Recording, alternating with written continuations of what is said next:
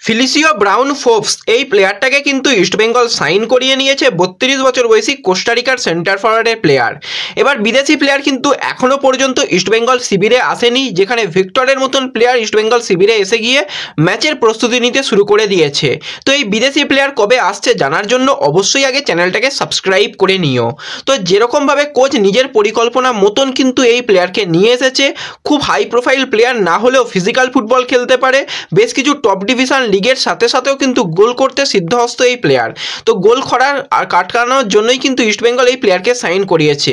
তো ভিসার ব্যাপারে সে অ্যাপ্লাই করে দিয়েছে, ভিসা কিন্তু এখনও পায়নি। তো নর্থ ইস্টের মতন ম্যাচে কিন্তু ফিলিসিওকে কোনোভাবেই পাওয়ার সম্ভাবনা আর ইস্টবেঙ্গলের নেই, সেটা মোটামুটি স্পষ্ট হয়ে গেছে। তারপর মুম্বাই ম্যাচ, সেই ম্যাচের আগেই কিন্তু ফিলিসিওকে যে কোনোভাবে চাইছে দেশে নিয়ে এসে তাকে প্র্যাকটিসে জয়েন করিয়ে পরবর্তী ম্যাচ খেলানোর জন্য। তো দেখা যাক কত তাড়াতাড়ি এই বিদেশি প্লেয়ার পা রাখে।